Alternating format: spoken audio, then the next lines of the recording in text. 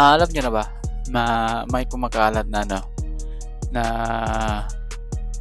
bali-balita or chismis patungkol sa laban ng Mike Tyson at Jake Paul na scripted daw. So, kahapon okay na eh. Okay na siya kasi akala ko talaga yun na talaga yung akala ko na may edad na talaga si Mike Tyson. Nagpapakita na yung edad sa kanya. So 58 na si Mike Tyson nang lumaban sa 20 City na si Jake Paul. So kumbinsido ako na talaga panalo talaga si Jake Paul at talo na talaga si Mike Tyson sa puntos. Pero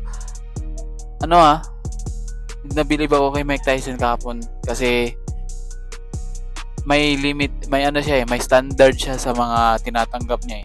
May standard talaga yung panga niya kung ano yung kayang niyang tanggapin at hindi. So si Jake Paul, yung kamao ni Jake Paul naka-register na kay Mike Tyson na kaya niyang tanggapin. So may mas malakas pa na natatanggap si Mike Tyson dati. So yun nga lang. Kahapon okay na ako, solve na ako at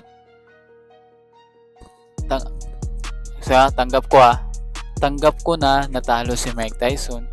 Kaya lang may mga kumakalat doon sa Twitter or X na ngayon, yung sa logo na X. May mga kumakalat na hindi sa akin lang to kasi fake news, fake daw kasi yung laban nila, scripted kumbaga. Pero hindi lang to basta guni-guni or hindi lang to basta gawa-gawa ko lang. Merong mga iba, merong taga-labas ng bansa na kumbinsido talaga sila na scripted lang yung laban. Tingnan natin Yan sabi dyan, what the WTF does that have to do with the fact that this fight was staged and not an actual fight at all? It was a joke. I mean it was ridiculous. They made Jake Paul look like he was the only one fighting. It's pathetic. So yun yung mga hinanaing nila. So ito rin, basahin natin lahat. So the entire fight seemed scripted. Mike clearly didn't want to hit Jake. It's so disappointing. Money always takes precedence. So dito may mga video din kasi na parang may mga sabi dito Mike clearly didn't want to hit Jake. Oo nga, di ba? Alam nyo ba yun yung sa round 1? Sa round 1, natamaan ni Mike Tyson at nayanig si Jake Paul. Malakas yun. Pero parang nagbakol ata si Mike Tyson. Parang simula nun, nagpahinay-hinay na siya. So, nakalimutan ko lang kahapon. Pero ngayon, nag-refresh. So, may mga video kasi. Papakita ko lang At ito, tingnan natin to Ito yung mga video na sinasabi nilang ang pruweba daw dahil kaya daw scripted yung laban ito. Pakita ko sa inyo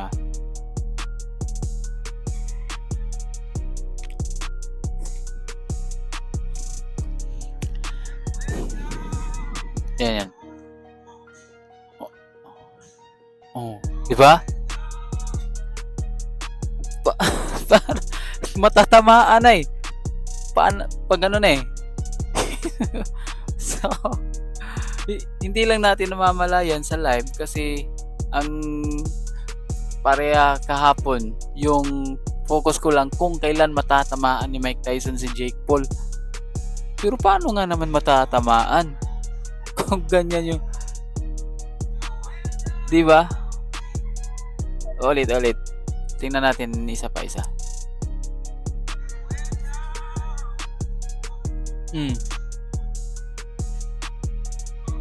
Matatamaan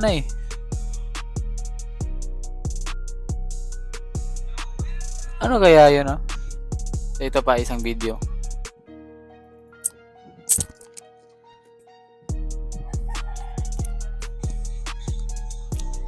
Yan o, ang lakas ni Mike Tyson dyan eh. Ang bilis eh. Pero parang biglang parang biglang naging robot. Mike wasn't even trying. Sabi, totoo nga. Yan yung sabi ng isa eh. Hindi talaga. Hindi naman talaga eh. Parang kaya naman talaga ni Mike Tyson. At stage lang talaga.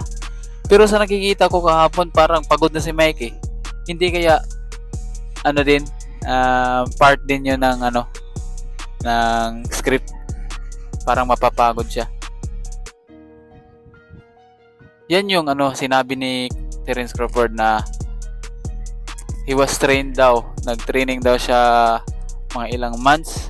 Pero tumapon lang siya ng 90 ata na suntok. Para lang dyan. So, yun lang. Kayo, kung kayo